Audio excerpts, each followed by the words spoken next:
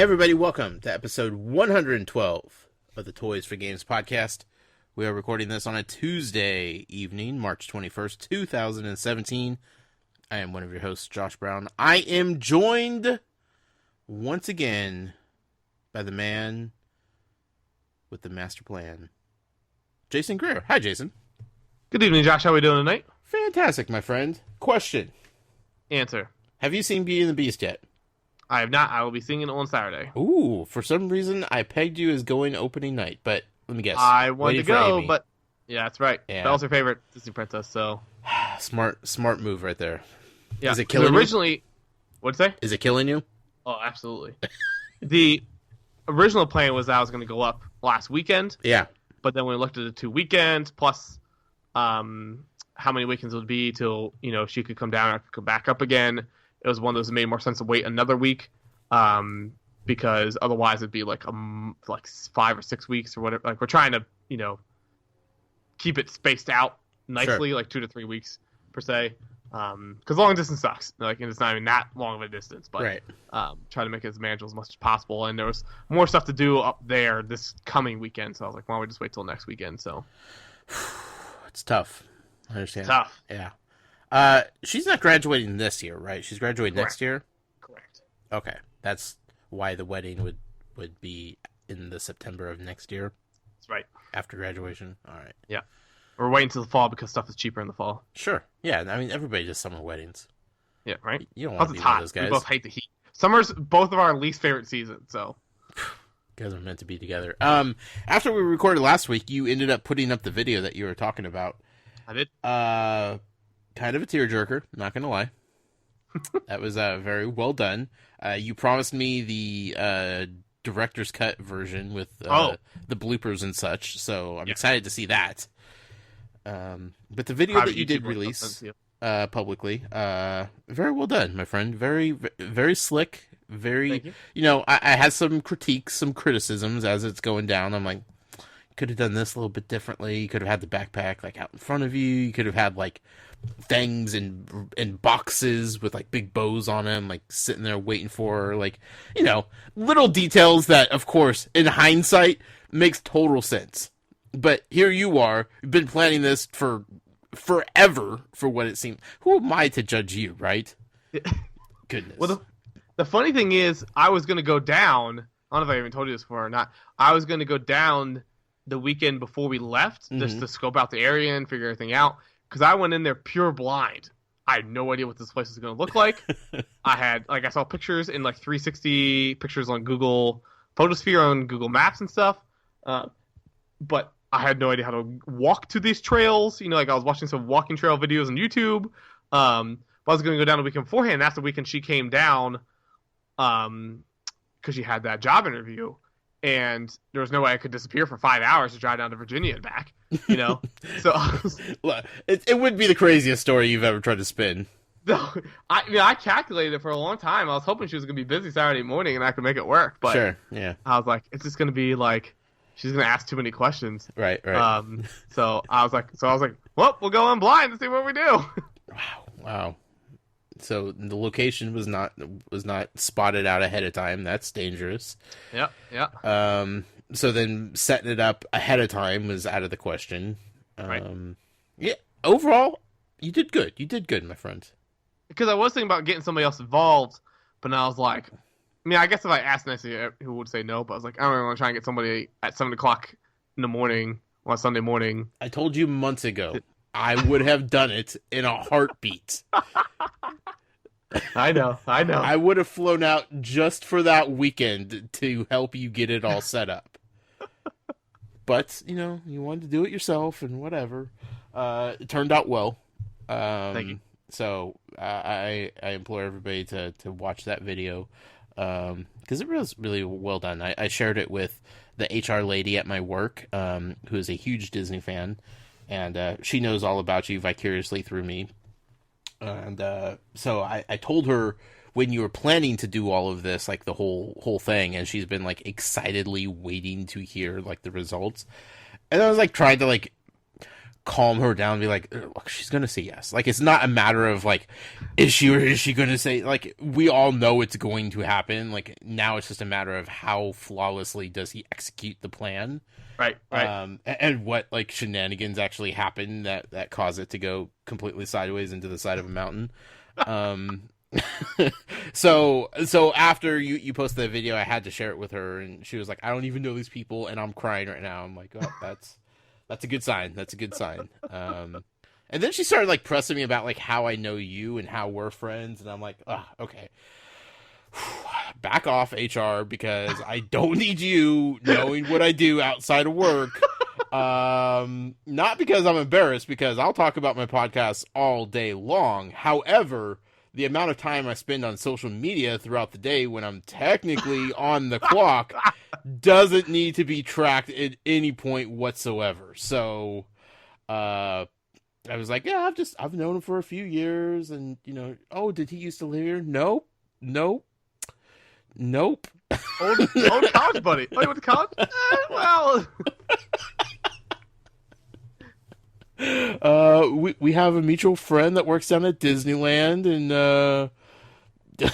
just right into each other at a party. Yeah. So I kind of had to backpedal out of that one just a little bit. Like, man, you're nosy, HR lady. Get out of here. Just trying to share with you a story of love, and here you are trying to press me on my personal life. Goodness gracious. Yeah, overall, very well done, my friend. Very well done indeed. I can't lie to you here, Jason. We don't have much of a show here tonight. Do not. It's not our fault. Sometimes we get an abundance of news. Sometimes when the entire world seems to be busy playing Zelda Breath of the Wild, news just kind of stops happening. Yeah, sometimes the Toys of Life gods gives us a gift. Sometimes they give us squat. Yeah, sometimes they just forget that we exist. But you know what? We're going to press on. We're going to persevere. We're going to push through this as we always do. The executive producer tonight, and as always, is our good friend George Torres. The show sponsor, Devin Lachinsky. You could find him on YouTube at youtube.com/user/DLASCH2. The number 2. It feels like there's something else I was going to pick your brain about, but now I am having a hard time remembering anything. Butterbeer ice cream? Oh, goodness gracious. Do you have stores around you that sell that ice cream? No, it's Western PA. What? Yeah. How much of a difference is that? I'm just saying, this is in Western PA. What? I don't even know what that means. Like, how far away from you are you? Is 4 Western... hours? 4 hours. That's nothing. Look, I need to get some. You can order it online. Do they deliver? Yeah. Really? I think so, because I saw you could like save $6 on an online order or something weird. I don't know about this. Let me take a look here. Because I did like the locator to see what stores near me sells it, and I was like, oh, cool, you can select Walmart's. Oh, see, there's a shop, so I clicked on that. It's t-shirts. I apologize. Okay. Let me see. Butterbeer. Where was the store locator at? On the website, retail sales. No, find us. Store locator. 17579. Can't find products of your. Can't find our products or your favorite flavor in your store? Take a minute to fill out an online form and let your store know. I will. Any close to you? Yeah, there's 8 within 10 miles. Oh, goodness. Okay, second question. How easy is it to ship ice cream? If you ship it in those foam food FedEx boxes, you can probably overnight it. With some dry ice? Yeah. I might have you do that. Well, I'm curious if if it's out on store shelves at this moment.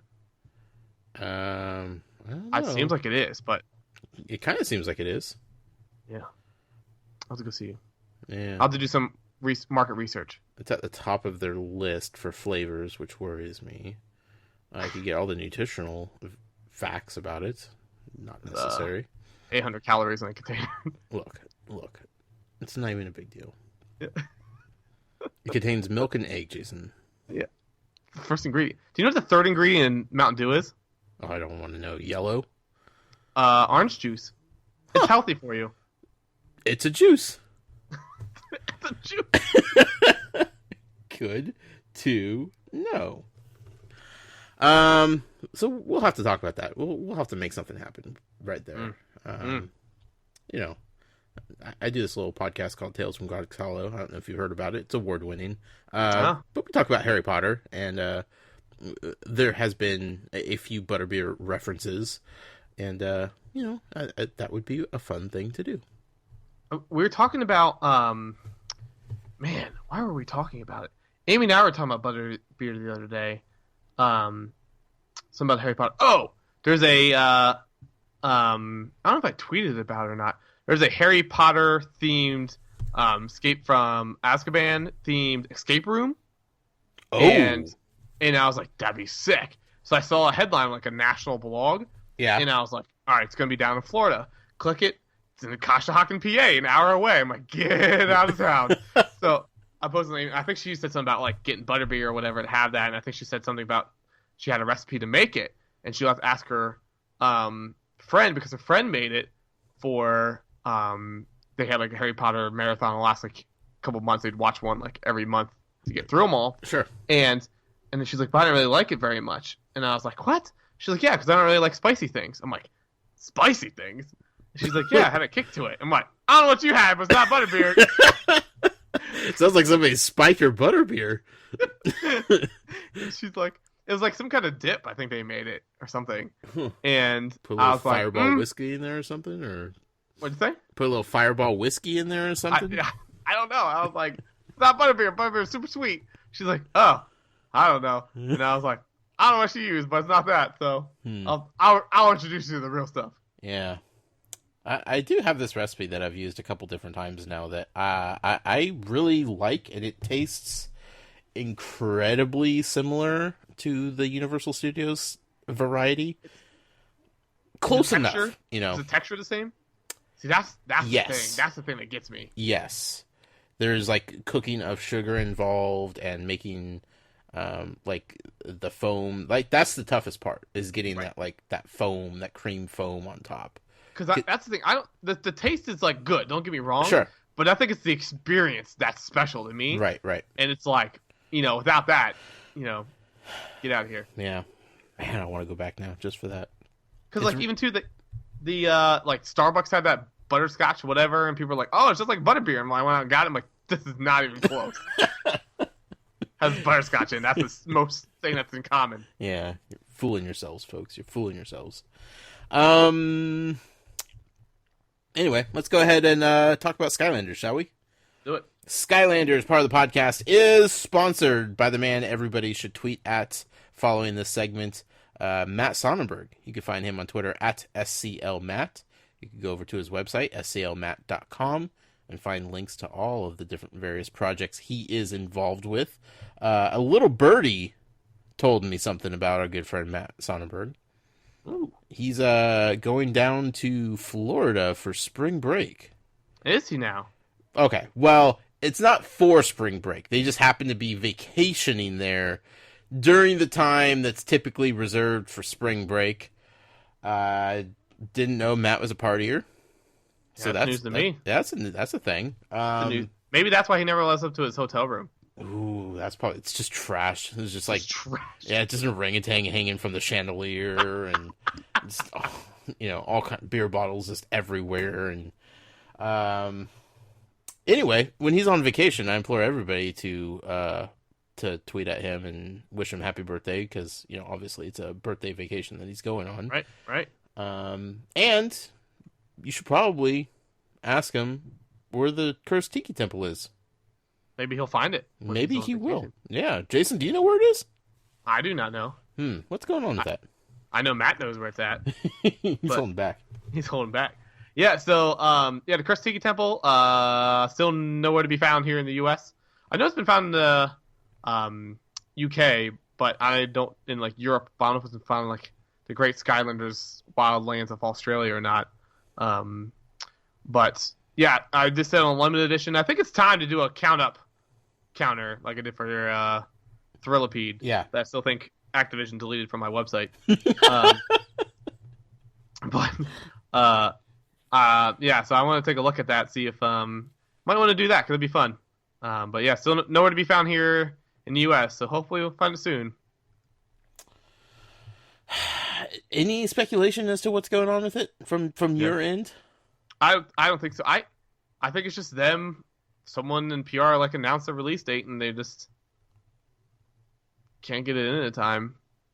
No port strikes that I'm aware of. No. What were those bugs they found in the one case that Disney Infinity almost got delayed because of? It starts with like an M, doesn't it? It's on tip of my tongue. Yeah. I forget. Who knows? Is there anything dangerous about it? Like, are they worried about like pointy objects or? I don't. No idea. Maybe so they realized they released a different color Imagination Crest by accident. I don't know. It just seems weird. Like, I mean, this was match prediction that we're going to see it in store before we saw any press shots, which is true. Sure. And just like, oh, that's what it looks like. Yeah.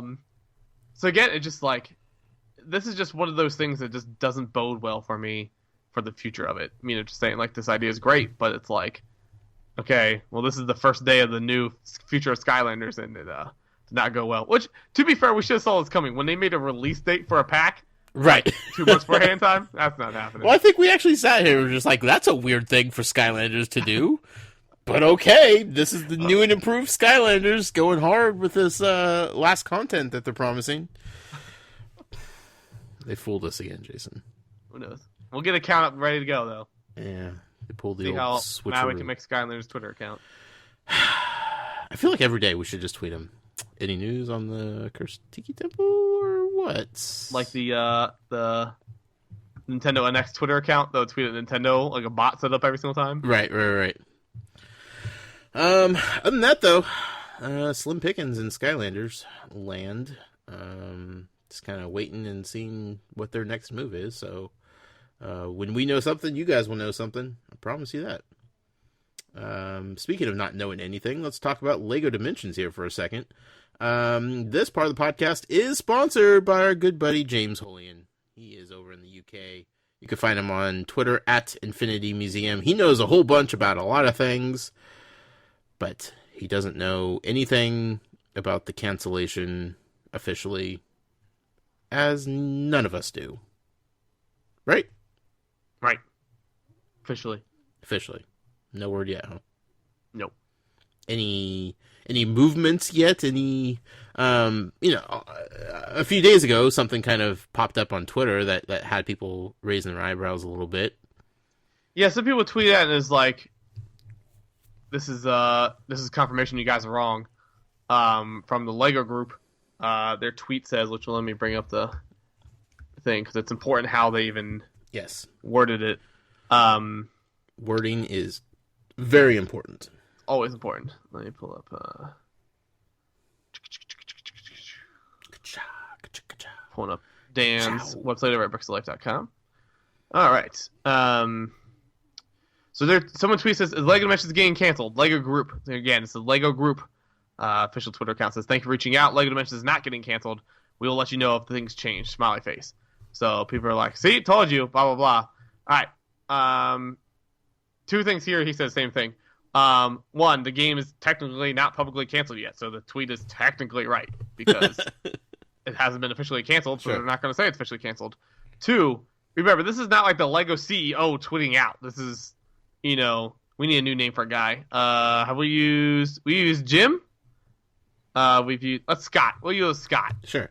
Scott. This is Scott, some guy who works in social over at LEGO who just has, deals with people's billing issues and stuff being broken and tells them to go email. That's all they do all day. Oh, I'm sorry to hear that. Email these people.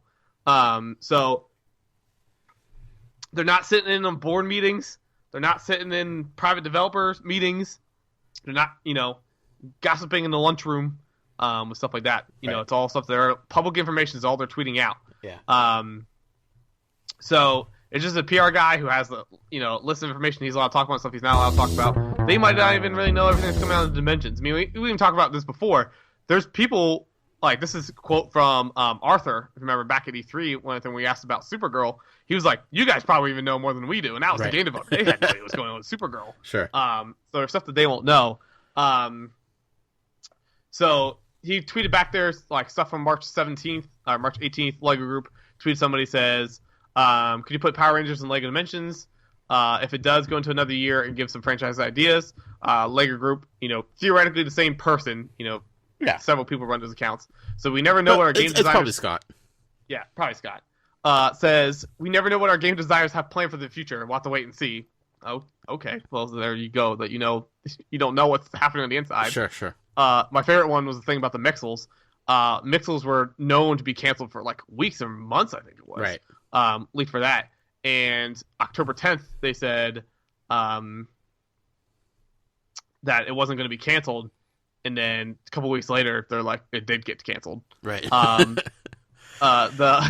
Lego press team, so same organizations, a group of people put a thing about Lego Universe game, saying like all this cool stuff, and then like what was that? 4 days later, got canceled. So again, they do not know what's going on. They're just PR stuff. No different than McDonald's Twitter account doesn't know what's happening internally in McDonald's. Other places, just social people. A lot of times, it's even the same person running multiple companies. Some people even contract that out. My first thought of this comparison to was way back in the Amiibo days, because it's a similar situation with that, where I can speak specifically for me. I was talking to people in charge of merchandising, like at Target or at Best Buy, like emailing directly with them, and they're telling me about different stock situations like that. And then people tweet back, "Yeah, well, I talked to live chat on Target.com, and they said you're wrong." I could say, like, okay, sure. So, again, I don't know who's Dan's source is. He's not going to tell me, obviously, and I don't want him to tell me. Sure. And I know he has sources, but, again, this isn't an anonymous source that's sending him an email that he's not, like, he knows who this person is, verified who this person is, knows it's somebody who would know this. It's not like some sketch thing. Like, it's, as concrete as you can get. I to this day, I don't understand what people are like, well, prove it. What would be the proof? Like, what would satisfy your curiosity? Like, link to his LinkedIn page or something? Like, I don't know what would classify as proof. Right. Like, do you want a piece of paper that says Lego Dimensions is canceled? Like, yeah. So, I don't really know. And there's a couple things here to point out. For one, the person running the Twitter account, they got that question. They probably pulled up their email inbox, said, "Nope, haven't got any emails about the game being canceled, so as far as I know, still good to go." Right. On the other hand, theoretically, maybe they do know something, right? Right. They're not going to be the ones to just answer it in a question that they got on Twitter from some random person. Like, that's not how the announcement is going to be made. Right. That would be a bad move. So, even if they do know something, they are obligated to continue the marketing lingo of, it's not canceled, end of story. Correct, it's not. Until they say it is. And it's a little bit of a separate situation, but people are brought up too. Remember, social team at Disney Infinity was tweeting, 3 hours, 4 hours? Right. 6 hours, something like that, before the cancellation? They were saying, blindsided. like, yeah, Star Wars is coming up this fall, and then that got canceled afternoon, so... Yeah. And they were, in those, like... I can't... Lego Group, I mean, they could be... Lego Group is different than TT Games, or one... I mean, that's a high... I mean, that's like official... this would be comparison to the official Disney account. They're not going to know what's happening at Disney Infinity, but the Disney Infinity people worked in the same building, like on the same floor, the same cubicles as Disney people, and they didn't even know. Right. So, person running Lego Group is definitely not going to know what's happening inside TT Games. Sure. So, I mean, again, believe what you want to believe. You're welcome to believe anything like that. And again, this is by no means, and Dan said it multiple times through there. Like, people were like, you can be upset and blah blah blah, and that's understandable. But like, some people are like calling him out, saying like, you're just doing this for page clicks. Why would a Lego Dimensions fan site, right, once he pushes rumor that's being canceled? One, theoretically, that's the done of his, his blog's dead. Sure. Two, like, he gets some clicks, but like, who cares? Like, that's not... Clicks don't equal a fat paycheck for him or something like that. Right. And again, at the end of the day, like, this isn't like, if he was going out there saying like, oh, some crazy Star Wars content's coming to LEGO Dimensions without any proof, then okay, be skeptical. Sure. Yeah. Stick around next week for another teaser about this new thing. Right. Yeah. But, different times there's, a podcast or, some Joe Schmo who says, I think blah, blah, blah's coming. And people are like, see, told you. But then, when stuff is canceled, it's like, no, you guys don't know. Right. Oh, okay. But, again, I fully do not think LEGO Dimensions will make any kind of announcements until after E3. Right. I think those be not at E3, and then they're going to have to, their hands are going to be forced. Yeah. Why were they not at E3? Yep. People will ask questions. The game industry will push them a little bit. Right. Greg Miller himself will pound down on the doors of TT Games and demand answers about LEGO Dimensions. And eventually they're going to have to talk to him. Eventually they're going to talk to him. I cannot fully say how true this is. But I remember a lot of LEGO Dimensions staff members had on their Twitter profile about working for LEGO Dimensions. Mm-hmm. And there's only 2 of them now that still have something there saying, and I can't remember who has. I just remember there being more than 2. Sure. So now they just say blah blah TT Games or something like that, not specifically a project. Yeah. So again, that could just be pure coincidence or anything like that. But right. There is much more in the pot to show that it's being canceled than not. Sure. And it gets to the point now. This isn't because I could see them some people argue, well, they're not going to respond to every single rumor on the internet, and I understand that. And they don't even have to necessarily from an official spot. I mean, even if Arthur is saying something's too high, one of the random developers or people, somewhere in the community. But if you go to any tweet now and just read the replies, every reply about it is about it being canceled. So they know, it's much more just a small little rumor. And again, it's getting picked up by bigger, I haven't seen it picked up on IGN or GameSpot or anything, but bigger LEGO blogs are picking up on it and giving their opinion and saying, we've heard stuff from different people, but didn't want to run with anything, but starting to pick up. So nothing new's being added, but the same people. So again, if it's something you want to protect and stuff like that, they'd want to say, hey, it's not canceled.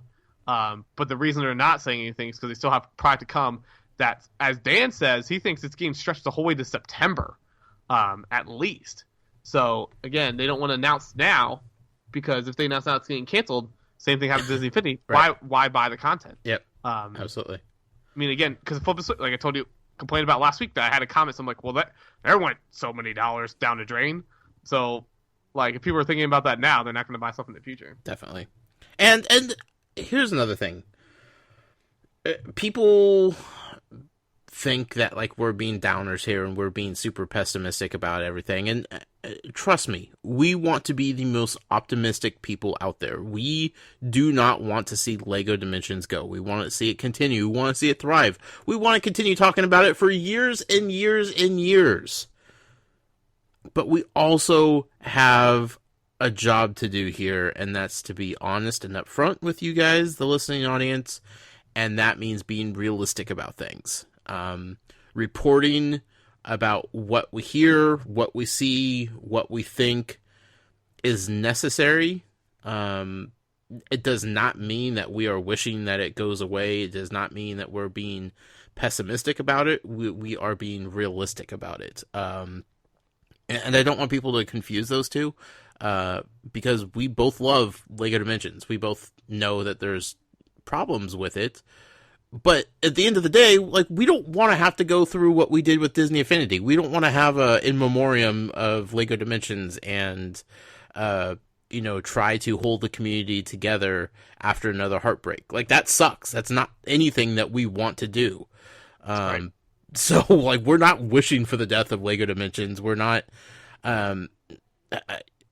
yes, we could be more optimistic, but I don't think that is entirely fair to the audience to kind of fill your ears with unfounded optimism.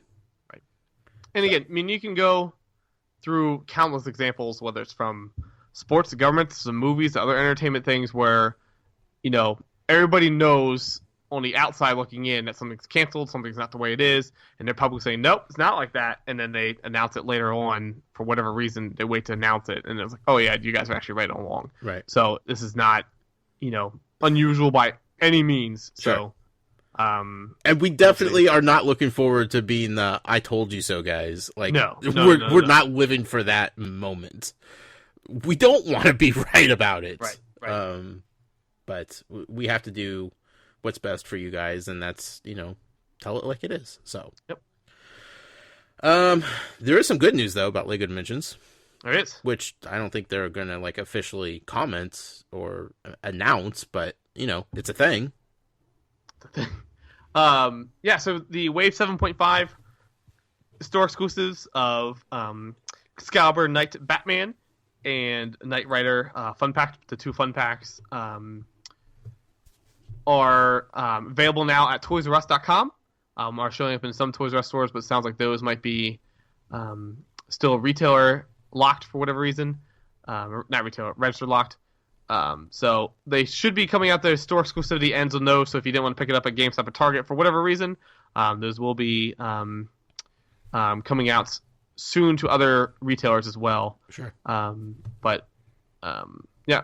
So exciting stuff for that. Hopefully pick it up at Amazon and Best Buy and stuff like that soon. But right now, ToysRUs.com does have them. You have to search specifically for that item. So if you want the Knight Rider fun pack, you have to search Lego Dimensions Knight Rider or something like that. If you just search Lego Dimensions, it will not show up. Sometimes your search takes a while to update. Yeah. And why is that good news, you ask? Because that means you don't have to go into GameStop. That's good for everybody. I'm kidding. Sort of kidding. Not really kidding. I know there's a few listeners out there that work at GameStop and they get super testy about my disdain for GameStop. But look, it's warranted, I think. Indeed. Moving right along here to testy folks. Let's talk about Amiibo, shall we? Let's do it. Amiibo, part of the podcast, is sponsored by our good friend, soon to be wedded, Michael O'Driscoll. You can find him on Twitter at Amiibo_museum. But more importantly than that, his fiance, soon to be wife, she is a singer. She has an album out. Her name is Anya, Ania. Her album is called And the Light Comes In. You can find it on Spotify if you wish. And then if you like it and you want to throw them a few bucks, go over to iTunes, pick it up. Do it for us. Do it for them. Do it for their soon-to-be wedding and marriage going forward. Jason, what's going on with Amiibo? Nothing too crazy, but in case you forgot, because I'm sure a lot of you had, because I forgot until I saw in the weekly ad this week, Mario Sports Superstar. It was actually in the ad? It was in Target's ad. Wow, okay. I think the game was. I don't think the cards were. Let me pull it up here. But yeah, so the game's coming out for 3DS. Looks fun. If you could rent 3DS games, I probably would rent it. But GameFly, I think. Jeez. No, seriously. Well, no, I'm saying you can. GameFly is good if you want to play stuff 2 years later. It's true. But yeah, available Friday. That's all it says. Not even saying what it is. Just a picture of the box saying available Friday, $40. Yeah. And then the remaining page is about Mass Effect. But yeah, so the game's coming out for 3DS this coming Friday, as well as the packs of cards. Asked Josh this question in the limited edition, but Josh, you picking up the game? That's a hard no, Jason. You picking up the cards? Every single one I could get my hands on. So we put this challenge out in the limited edition. I'm going to push it out for this one as well. Yes. We want to know how many stores are actually going to put them out, because it's not very hyped up behind it. Has Nintendo even tweeted about it? You're funny. You're seriously. Funny. The only thing Nintendo is worried about right now is selling more copies of Zelda. Yeah. So let me take a look here. 9 hours ago. You only have 3 more days to wait until you play 5 awesome Mario Sports and Mario Sports Superstars. Okay. The game. So have they tweeted anything about the cards? Spoiler alert. No. Yeah. Oh, I forgot about the horse racing. What was that? What was that game? I think I remember Jeff Gerstmann Nintendo got Pocket Jockey. Yes, It's so good. It's so good. I love that game so much. I think I bought it, and I don't think I've played it. Yeah, it's definitely worth checking out. But anyways, if you go into a store on Friday, we excluded Toys R Us because typically Toys R Us has their game on, because it's kind of their thing, making their money. Sure. If you go in.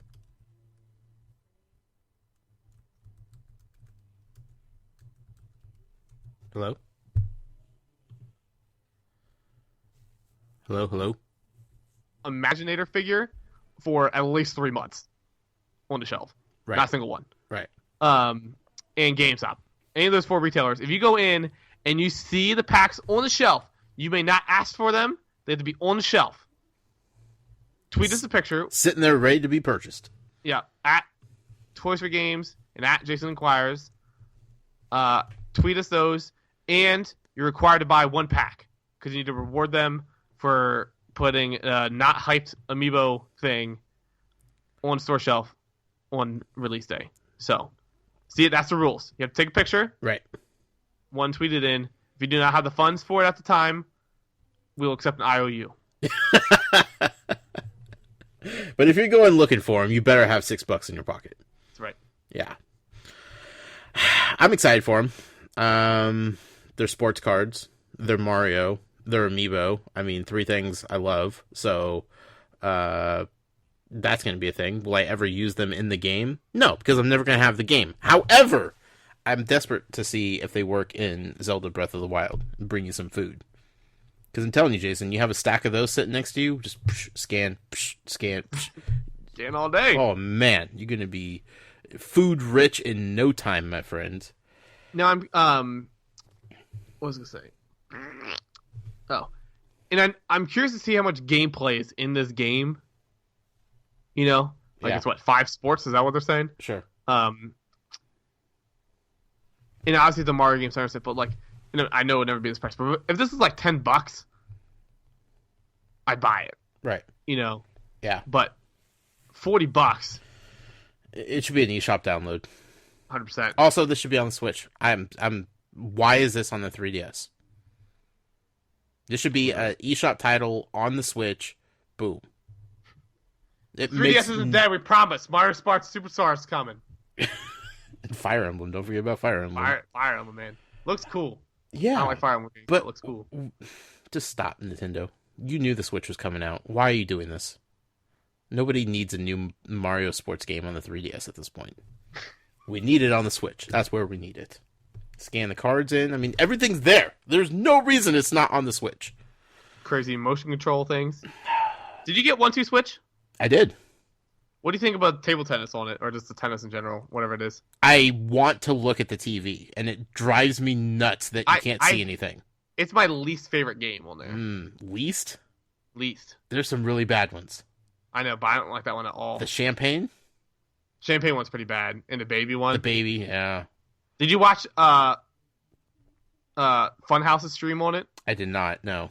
They did a 30-minute 1-2 drunk, I think it was called. Okay. And if you lost the game, you had to take a shot. But anyways, the baby segment is hilarious when they're trying to quiet the baby. Sure. So they put it they had some kind of Muppet nearby. Okay. And they put it in the mouth of the Muppet, the Joy-Con. And they're rocking. It was pretty dang funny. That's fantastic. What's your favorite 1-2 Switch game? Or top 3. You don't have to necessarily. Quick Draw is really good. Just because it works exactly the way it should. Right. I really like the Safecracker. I haven't got to play that one yet. Yeah, I really enjoyed that one. And then the boxing. What do you think about the treasure chest one? Not bad. Better than I thought it would be. Yeah, that one I think is my favorite one. Just it's same thing. It feels the most complete. It feels like it's not glitching out. Right. Yeah. It's super frustrating. Very intuitive, and it works as advertised. Yeah. Which is crazy. But yeah, Wii Sports Tennis, sign me up all day. I'll play that. Yeah. But this 1-2, I have no idea how you do anything different. Oh, you know what else is good? Baseball. What? Oh, is it? Yeah. It's a lot of fun. It's a stripped down version of baseball, but you know what? That's okay. Wii Sports Baseball, same thing, man. Just crank that home runs all day. Yep. Talk trash. That's what you do in baseball. Chicks dig the long ball, Jason. Chicks dig the long ball. Oh, tell me, when's the last time you thought about that commercial? I don't even know. Oh, so good. I have one thing to talk about here with Amiibo. Do it. And that's with Breath of the Wild, the new Zelda game. I don't know if you've heard about it or not. I heard some things. And it's this little tiny game that this little indie title people are enjoying. Mm-hmm. So a weird thing happened. Not to me, but to Val. She has been unable to scan in Amiibo to her game. Every time she goes to scan in an Amiibo, it says, this Amiibo cannot be scanned in today. Weird. I know there's a 24-hour cooldown cycle for the Amiibo, right? And I'm pretty sure it was game specific, but then the first time it happened, I'm like, well, I just scanned in the Amiibo, so maybe you could only use the specific Amiibo once every 24 hours, which seemed crazy to me. But I was like, that's the only thing that it could be, right? So she's been trying it for like a week straight now, and has been unable to scan in Amiibo to her game. It says the same thing every time. Unable to scan this Amiibo. Everything's turned on, everything's activated, everything should be good to go. So I did a little digging and did some research today, and for anybody out there that may be running into this problem, here's a solution. You have to go into your system settings, and you have to disable your clock to sync to Wi-Fi, so basically disable internet on your clock. And then you have to adjust your system clock to something that is in the next day. So, Tokyo or Beijing or something, right? Sure. And then from there, you go into Zelda, you scan in an Amiibo, and then suddenly it works. And then you could go back, reactivate your Wi-Fi, and put it back to your normal time zone setting, and everything will be good to go from there. Crazy, right? Is that like do you have to keep doing that, or is that just like that? This is going to be a one-time thing as far as anyone is concerned. Why, you ask? Because if you happen to scan an Amiibo on the Saturday before daylight savings time, when the clock changed automatically, the system decided that something went wrong here, and we're just going to assume that you still can't scan this Amiibo because something's funny about the clock now. So if you had scanned anything in that Saturday, 24 hours before daylight saving time happened, the system itself thinks that something went wrong and thinks you're perpetually in a 24-hour cooldown period for that Amiibo. Is that the craziest thing you've ever heard? Dude, like clock stuff messes so, like, it's so weird how many things, like, require a clock, you know, and timing for it, that, like, just even being off, like, a minute or two will just screw things up. Yep. This, our IP phones we have at work did not, like, move over to the time. It displayed correctly on our phones, which I don't look at, but apparently some of the office ladies, that's like their main phone, like clock. Right. Like you have your phone and a clock in the corner of the computer that's been there for like 20 years. Like, I don't know who doesn't use that. But anyways, when I was checking the logs, because sometimes like we forget a customer's number that called in or we can't get them, so like I look back on the logs, figure if I can find the number, but it didn't adjust even though its settings said it did. So I'm like, all right, no big deal. I'll just adjust the time on there. Right. Turns out when you do that, you have to like reboot the whole system. Sure. And like our phones went down for like half an hour. And awesome. What? Yeah. So what the friggin' daylight savings time? Jeez Louise. For the kids out there that may be too young to remember this, there was a time back in the year 1999. Let's go all the way back to 1999 here. Yes. December 31st. When the entire world was sitting on the edge of their seats, waiting to see apocalypse happen, essentially. A little thing called Y2K. That was a scary time for technology. That was a period of uncertainty. None of the experts nobody knew what was going to happen when all of the clocks rolled over to the year 2000. And there were people planning doomsday. It was mass hysteria like I've never seen since or before. You know, like maybe going back to the Cold War, like people probably were in a buzz like this, but in my lifetime, I've never seen anything like it. Sure. You know, I know a couple of my friends would they turned off their lights like in their house. Yeah. At the time, like while watching TV, like Right. as a joke, to act like the, power grid just went down. Sure. Yeah, I'll never forget. I was at my aunt and uncle's house hanging out with my cousins on that New Year's Eve, and it was like, okay, turn off computers. We'll keep the TV on, but if things go bad, like here are flashlights. Like we have a list of emergency numbers to call and get information. Like it was a big deal. Hello? Hello? Yep, still here. Okay. It went in and out. Gotcha. But we're back. Speaking of Y2K is trying to take us down right now, actually. No. Stop talking about it. No, it was crazy. And then clocks hit midnight, year 2000, and lo and behold, nothing happened. Things just continued to march on as they were. So, basically, if anybody's been having problems scanning their amiibo into Breath of the Wild, and for sure you're past the 24-hour cooldown period for a specific amiibo, but it keeps saying that you're unable to scan it, there is a possibility that something went wrong with the clock, and all you have to do is just trick it into thinking it's the next day by setting a time zone differently, scan in an amiibo, and then go back, set it to your normal settings, and you will be good to go from there. Hot tip. Good old Nintendo. I should write an article and put it on Nintendo Wire. They would probably appreciate that. Let's see. Let's do a little wrap up here with some other franchises that I'd like to talk about real quick. This part of the podcast is going to be sponsored by our friend Christopher Long from Long's Toys. You could find him on Twitter at CLong83.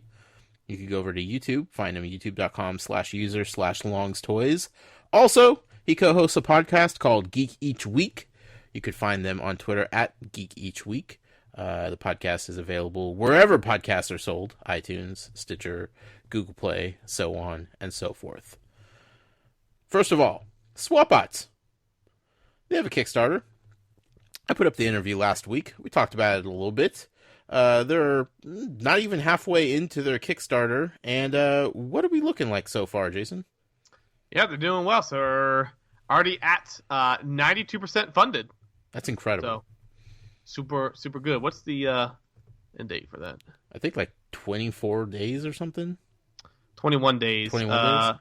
Wednesday, April 12th at 11:57 a.m. Eastern Time. So essentially noon on Wednesday. So, yeah, about 3 weeks from now to get the final 8% of their goal. I think, I don't want to jinx them, but I think it's looking good. I think it's looking good. Yeah, so congratulations to them for doing so well so far. It is a fun little thing that they have going on, bringing in augmented reality into the Toys to Life genre of sorts. So definitely go check them out on Kickstarter. It's SwapBots, all one word, and you can find out all about them, or listen to the interview on episode 110 that I did with Phil. He tells you all about SwapBots and what to expect from the game and the figures and everything like that. So congratulations on their early success so far. Secondly, I want to talk about just a little bit about a new thing, a new game called Oniri Islands. Their Kickstarter just launched a couple days ago, I think. They're already at 53%. They are crushing it. Going good. It is a mobile game.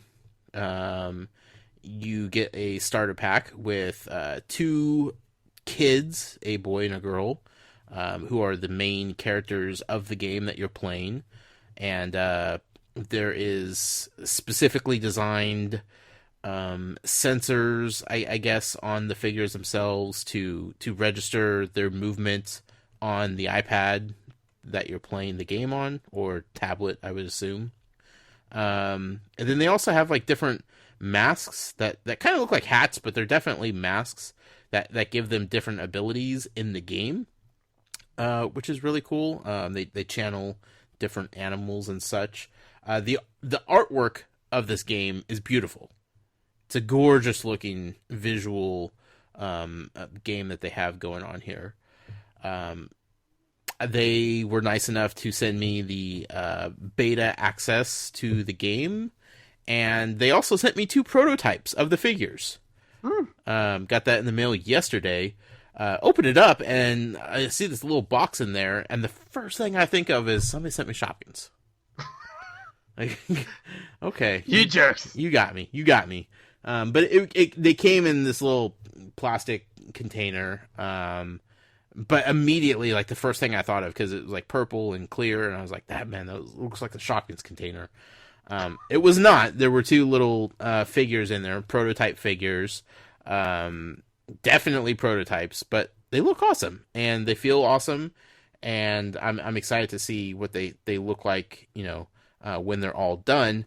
I haven't had a chance to check out the game yet, but I'm hoping to by the next podcast, so I could speak a little bit about it, and then also in talks with them about getting them on the podcast to talk about it before their Kickstarter ends. So stay on the lookout for that. I know a few people in the community have already spotted it and pointed it out to us. So we are on it. I promise. It's all happening behind the scenes, but we will give them the chance to welcome themselves into this Toys to Life community. I will say, I always appreciate the toy manufacturing side of it all. Like, we all are the collector side of it all. Sure. Looking through it. Panda Game Manufacturing. Yeah. Is the company to do that. They do a bunch of board games. So stuff like Pandemic, you might have seen or heard. A lot of people knowing that. Yep. They did, looking through here, was the World of Tanks board game. I think I even saw it. Yeah, the Bioshock Infinite, the Siege of Columbia board game, which is fantastic. So a bunch of different stuff in there that you might have heard or seen on store shelves before. So again, working with a reputable company for the toy side of it all. So that's the one thing I appreciate, that some Kickstarters aren't. Full credit go to Beast of Balance, who did like legit everything. Right. But not everybody can do that. So I always appreciate people who like, hey, let's not try to do this. Let's work with somebody who does that aspect of it. Yeah. And does everything. Let's let somebody help us that knows exactly what they're doing and can do it without problems or issues. So Yep. So be on the lookout for more information about Oniri Islands, and again, you could go check them out for yourself over at Kickstarter, and if you are interested, feel free to throw them a few bucks and help them fund the game, as they say. I think it's time, Jason, to go over to everybody's favorite part of the podcast, the community question. The community question this week. The response of the week is going to get a $5 Amazon gift card. Always fun to throw those in your Amazon wallet and forget about it. And then when you go to buy something, you're just like, oh, there's a free $5. That's going to make this purchase just a little bit less. That's not a bad thing. Also, before we get into this, we talked about this before the show, something I hadn't even considered at all. But you were definitely looking out for the community here, Jason. There is a potential for some spoilers in this community question. If you have not played Zelda Breath of the Wild, or you are still early into it, and you are sensitive to character names or things that have not been publicly discussed by Nintendo regarding the game, maybe don't listen to the community question. I don't think personally anything is too spoilery, except for a couple things that we're going to try to hide a little bit. But if you're super sensitive to just like names of things and whatnot, Here's your chance to fast forward a few minutes and get through it. So, just a heads up. You have a countdown of 5, 4, 3, 2, 1. Happy New Year. I know you all are doing it. Happy Y2K. That's right. Community question. What other character or thing from Breath of the Wild would you want as an amiibo and why? A lot of good responses, Jason. Yeah, we got a couple of things here, so let's take a look. We got first up, we got Long's Toys. It says the 4 champions. Their designs are great. James Holian says the old man for all the Santa Claus custom opportunities. Chris Rain says link at the beginning for the game because he does not wear any clothes, which is hilarious. Remind me at E3 demo when I told a lady I was going to do the entire thing without any clothes on. Yeah, and she's like, "Aren't you going to put a shirt on?" I was like, "No, I run faster." And she's like, "Okay," and didn't believe I was actually going to do it, and I did. Yeah, she was kind of upset about that. Yeah, she was like, "No, you need to put clothes on." And you're like, "No, I don't. Don't tell me what to do." It's open world Zelda. There's no rules. In the marketing line. Daniel Fugate says, just wish Gunnar Chris's Mifa amiibo was an official Breath of the Wild amiibo. It's just amazing. Sam Spencer, a Boko Goblin. Everybody loves the Boko Goblin. Good news! There's an amiibo for that. You can get one. Evan Parker says, Mega Yarn Divine Beast. Yes, please. Kurok because of all the customs that could be made. Brady James says, definitely Calamity Ganon because they could give away the first glow-in-the-dark amiibo. Also be used as a Fantastic Beasts Obscurus figure. Very true. Also, Brian, give way to the first glow-in-the-dark amiibo, lest we not forget about Boo. It's true. You're right. You're right. Brady, come on. Come on. You're better than that, Brady. You're better than that, Brady. Speaking of... Oh, okay. I remember what we were going to talk about at the beginning of the show. We'll save it for after the community question. Write it down. You're going to forget. I got this. Brady, we love you, though. Brian DJ Dog says campfire link because food. Amen to that. Mm-hmm. Amari says the old man because he's an interesting character. Jordan Elliott says I want the old man. Jeff Grimes says old man also because he looks like Santa. Everybody loves Santa, man. Yeah, yeah. Nadine Lopez says the Master Sword amiibo for people that missed the Master Edition bundle and unlimited use of a weapon for 1 hour. I love that. That makes me sad. Yeah. Jonathan Lewis, obviously Sidian, who would want to sit you of the Fisherman Husband. Adam C, I would like Hetsu. He's too cute. If you tap him, he could give you cork seeds. Maybe Nintendo could put in working the maracas. Chris Smith says, I think the clear answer here is a Hetsu amiibo. Maracas, the rattle when you shake it around. Matt says Mifa, she's probably my favorite female Zelda character. I love her personality and powers. The amiibo could heal Link. Lou Smith says maybe the 4 champions, they could use some love. They could drop the items of their element. Sean Deli says the old man, maybe to unlock some different items as well.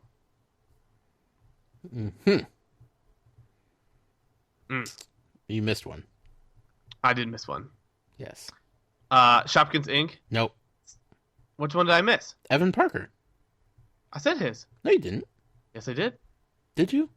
Yes. Okay, I believe you. I'm sorry. I said Mega Yarn Divine Beast. Okay, fair enough. And I said, yes, please. That's right. Okay, sorry. Sorry, I think I was thinking about whether or not you were going to hide the next one after that. That's fair. Okay, I'm sorry. Shopkins Inquirer. That's okay. Shopkins Inc. Says easy. The soon-to-be-announced DLC characters stepping up their MS Paint game, which is great. Getting photoshopping in some Shopkins characters. To be fair, like honestly fooled me, but first I'm like, what the crap is this? And like what I appreciate about them shopping, like putting in these pictures, it wasn't like they just did like 1 or 2 and like did them in a row. They like put them randomly throughout the inventory screen. Right. Because why not? And then the picture of like him holding the 2, like that was really well done. Shopkins, that might be your best answer yet. Yeah. Also, kind of deservingly that the Shopkins get mixed in with the monster parts. That's all I'm saying. Scary like monsters. So do we have a winner here, Jason? A lot of good answers. There's a lot of good answers. But there's twofold here. Yeah. I appreciated one answer because it's kind of a why, but also like what it would do, which we didn't get. A lot of people put in there what they wanted. There's a lot of people put in it and why they kind of wanted it. But there's one answer in particular. There's a couple in particular, but that kind of went into the details of it as well. But here's the thing: when you think of Zelda, you think of Zelda and Link and everything like that. Nintendo. You had a chance to make money for people who don't buy Amiibo. They would probably have bought this. Why is there not a Master Sword Amiibo? Why is there not a Master Sword Amiibo? I mean, you even released a collection edition, and you could have even chucked it in that. You could have made this like a new Yarn Yoshi situation where it was like the stylus or something. Yeah. And just tap the back of a pen to it. Sure. Do whatever you want. You could have had like the sword and the shield like sitting next to it, like on the stone. Like, yep. Man, that would have been awesome. God. You Good could have released them two separately, but you could have slid them together. Ooh, that would be, I would think, the first Amiibo that would, quote unquote, physically realm work together. Yeah. I mean, there's connectables, man. Could have done something. Could have done something, Nintendo. Not to say they still won't, but man, the fact that they even put out like a little statue in the Master Edition is just like somebody was thinking about this in some way, shape, or form. Right. Like I would have rather had a Master Sword than a Bokoblin any day. Now the Guardian is sweet. I don't want to give up the Guardian, but the stupid Bokoblin, get out of here. I don't need one of several dozen like the different first enemies. Enemy you kill. Yeah, it's weak sauce, man. Give me the Master Sword. Let me have unlimited use of a weapon for an hour. Like you pick the weapon that is indestructible for an hour. Like that's fantastic. I did the Zelda thing and tried to roll the rock down the hill and blow him up in the TNT, like at the very beginning of the game. Yeah. Showed demo time. My rock got stuck. Ooh, rough. That's rough.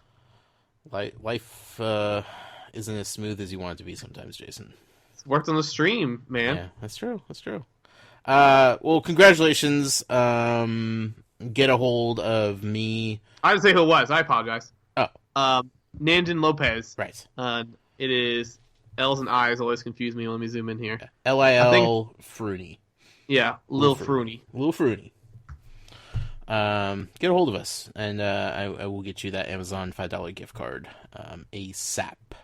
Thank you to everybody that responded, though. I hope everybody's having a lot of fun with the game and using the Amiibo and enjoying it for what it is. So, finally, we're going to move on to emails. This part of the podcast is going to be sponsored by our good friend Evan Parker.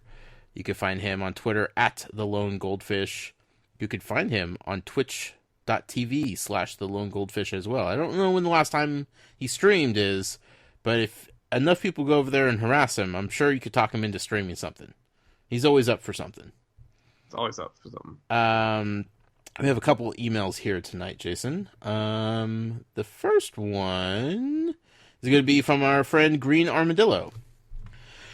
It says, Dear Josh and Jason, I wrote in a few weeks ago with a question about how to back up LEGO Dimensions saves files on the PS4 if you are not a PS Plus subscriber. The answer was remarkably simple. Plug in a USB drive and you can make a copy of your data from one of the settings menus. This way, you are prepared for the next time the additional data manager eats your files. Disney Affinity players might want to take extra note of this option now that the servers are down. If your PS4 dies, you can re-download the patches, but there's no convenient way to recover toy boxes that are deleted, accidentally modified, and so on. Best, Green Armadillo. P.S. I had to order a new flash drive to do this because the only one I had handy came with a bulky plastic case that blocked it from physically reaching the USB port on my PS4 Slim. Makes you feel old when you could throw a few bucks at Amazon and the next day you get a drive half the size of your finger with more storage than your first few childhood computers combined. So true. It's disgusting, like how cheap memory is in the different forms. Yeah. Like I remember, like even like what 5 years ago, like a 1 gig SD card was like $100. Right. I will say too, when it's about save files, legitimately, like my Xbox One and PS4 save files stress the heck out of me. I have no idea where they are. You know what I mean? Like I really, like I know it's backed up and stuff, but it just seems like I just don't know where they are, and it kind of concerns me. Sure. But miss those days of blocks on memory cards, like the PlayStation memory cards. Yep. And put in those plastic case and take it to a friend's house. And like some games have like 4 blocks of saves. And like strategically put them in different spots. Yep. That was the jam, man. The GameCube and the blocks and. Yep. Good stuff, man. Kids will never understand these things. Last email of the night. This is from Guadalupe. It says, "Hey guys, just a quick fun question for tonight's episode. Which Toys to Life figure do you like to play with? Like physically play with? I ask this because I've been bending my Guardian Amiibo a lot, and it makes me feel like a kid again. Thanks." I fondle my Yarn Yoshis way too often. Sure. I think it's a anxiety, stress type of thing. They're soft and squishy, and they just kind of feel good. Whatever one I have next to me, I tend to mess with. Pinata was sitting on my desk here when I record podcast for a long while, and most of the time when I was recording, I would be holding Pinata in some way. But I don't actively go and take things off my shelf to play with them, except the Yarn Yoshis. I don't know why. Sure. Yeah, my Yarn Yoshis are the only thing I have outside the collector's room, minus I have the full Avenger suite. Chilling on top of the Disney Infinity 2.0 collectors thing. The monster portal thing that they released. And Falcon sitting on top because, again, they decided to add Falcon the last second. And they didn't have a spot for him. But although there's not Toys to Life, the only thing I really play with right now is my Late Seekers action things. Just because people are like, what the heck are those? And I push them like, look, it talks. And push and explain that. So I do move that around while I'm watching TV. But sure. Yeah, I'll say that's about it. Yeah. Except for when we roll into dough with the Amiibo cards on Friday. Oh, man. Whew. 52 card pickup with that. That's what I'm saying. Well, thank you, Guadalupe, for that question. I'm curious what other people like to play with. Do you have any favorite Toys to Life figures that you tend to mess with or play around with? Yeah, tweet us. Let us know. That's about it for this podcast, Jason. I don't have much else going on. Oh, the thing we were going to talk about. I told you to write it down. I didn't write. I don't have anything to write down with. Who writes down things? You have a computer. Type it up. It takes work. So, question. Yes.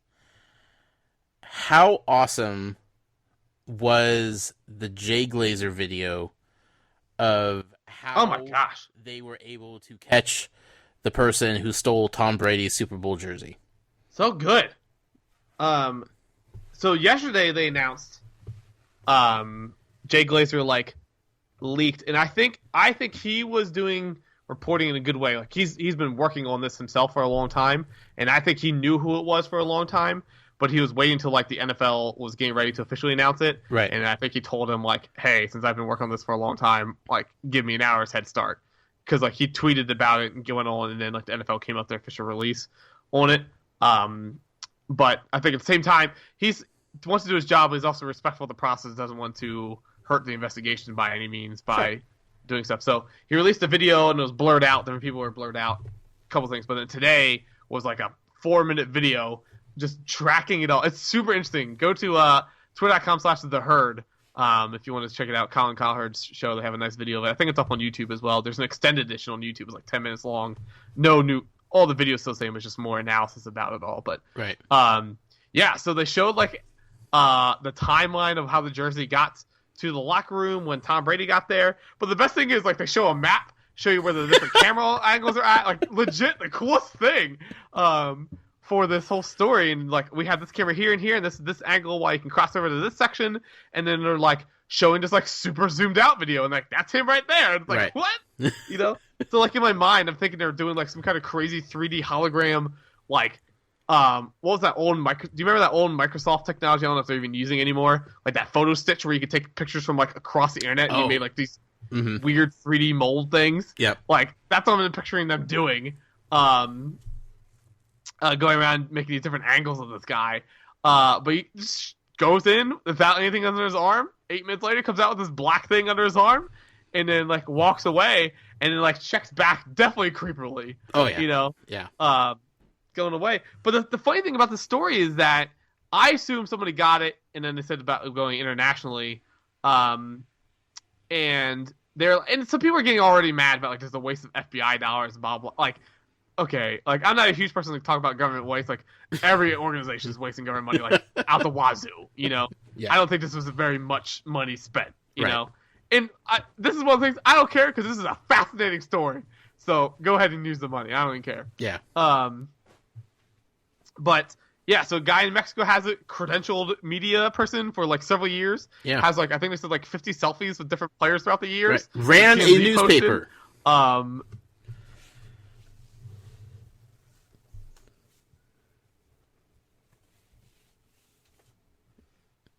Hello?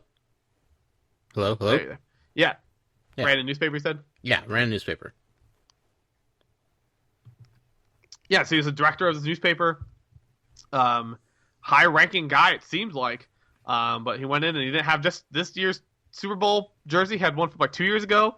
Plus Von Miller's helmet. Like, the jersey is like, okay, I can see you sneaking them out.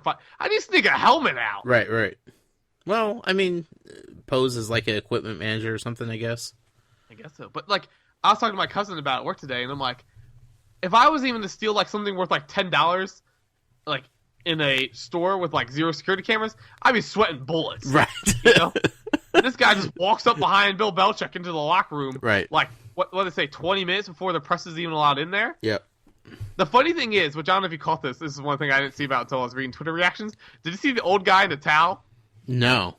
There's this guy, at least 65, 70, when he's walking into the room, the perpetrator, not accused, what's the word I'm looking for?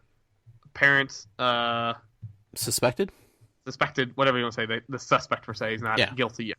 But guy was coming in. There's this guy walking out just with a towel wrapped around his waist, no shirt on, but he's definitely like an old, like 60, 65-year-old man. Like, who's this guy? And why is he taking a shower? He was making sure the water was hot before Brady got in there. The only thing I could think of is like maybe he was one of like the side, like the line judge people or the chain gang kind of people. Oh, right. Ran in there as quick as possible.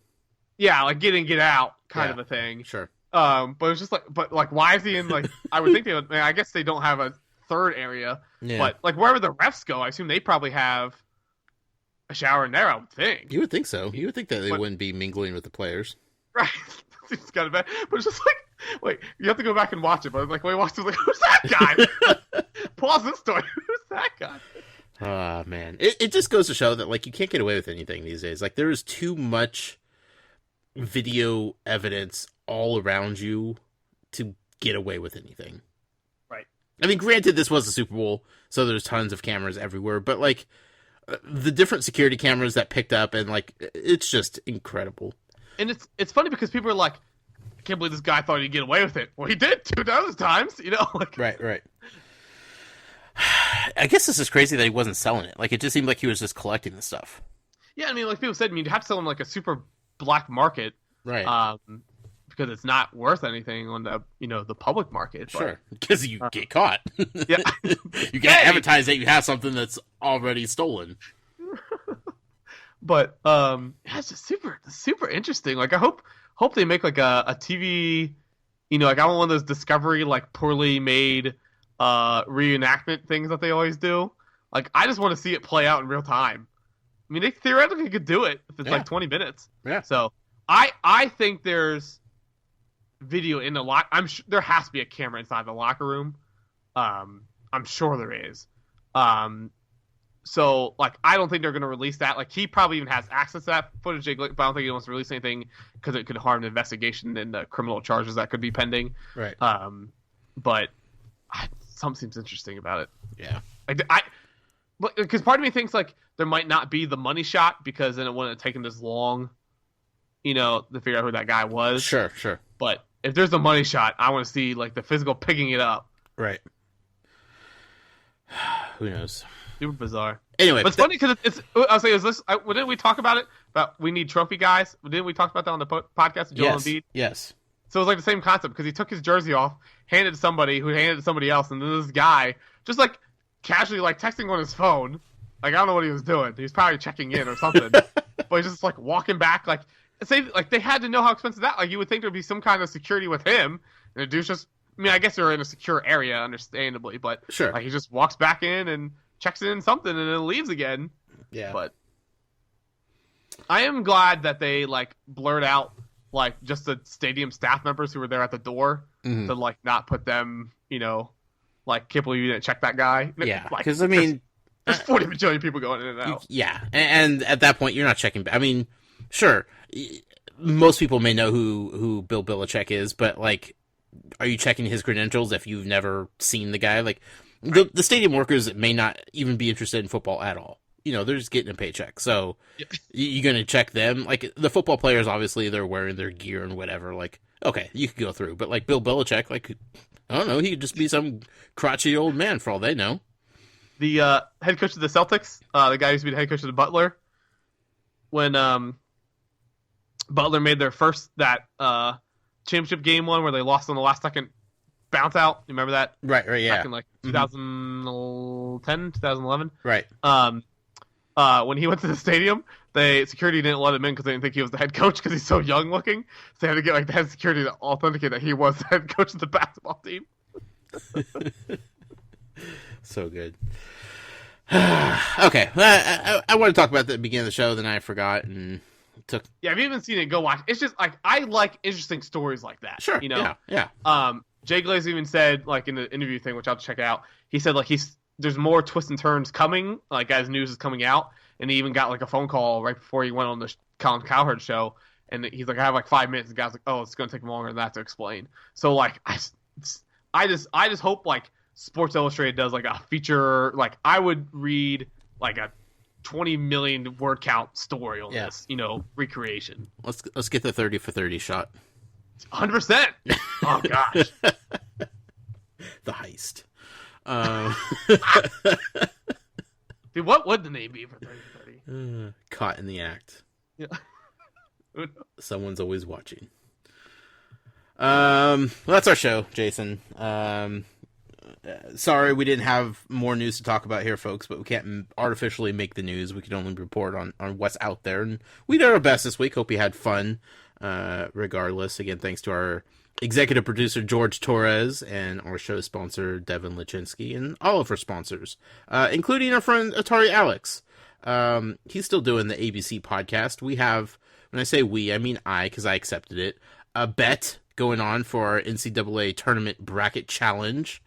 Dead. What? Mine's dead. Yeah, well, we all are. We all suck. Between Alex and myself, the winner gets to, what's the wording? I think you might have tricked me with the wording here, now that I'm thinking about it. The winner gets to go on the Losers podcast and brag about being the winner between us, or something like that. That's the way I interpreted it. Okay, yeah. I think he's just trying to trick his way onto this podcast is what's coming down to. But regardless, Alex does do the ABC podcast. So go check that out. And I may be appearing on that soon to claim victory over Atari Alex for the second year in a row. Maybe not, though. We'll see. We'll see how it all shakes out. Go Gonzaga. That's all I can say. Jason, where could people find you at, my friend? You can always follow me personally on Twitter, twitter.com/Jason Inquires. Jason Inquires is also the handle for my Instagram, YouTube, and Facebook accounts. So you can always look me up on there as well. If you want more Toys Life centric accounts, you can always head to Brick Inquirer and Skylanders Inquirer. And as promised previously, and I keep forgetting what it is, so I wrote it down. Theme of the show, write it down. Yes, my Nintendo friend code is the following. I guess I have to include the dashes too, right? Nah. Okay. Well, anyways, I'll include it anyways. SW dash 7061 dash 8584 dash 2815. So that's 7061 8584 2815. I'll be sure to tweet it out as well. So if you want to add me on Nintendo Switch, be sure to add me on there. Send me a tweet. Let me know who you are. Yeah, definitely. You can find me personally on Twitter at The Noise with a Y. Be sure to follow the show on Twitter at Toys for Games.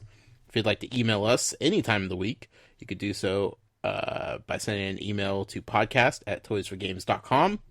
The website is, of course, toysforgames.com. You could go join the Facebook group. Join in on the discussion over there. Say hi to Ken. Facebook.com/groups/toysforgames. And if you'd like to support us and what we're doing for you guys, the community, you could do so over at Patreon. Patreon.com/toysforgames. Jason, thank you for a wonderful night of recording. Shorter show than usual, but I think we did pretty good this week. Absolutely. It was a fun show.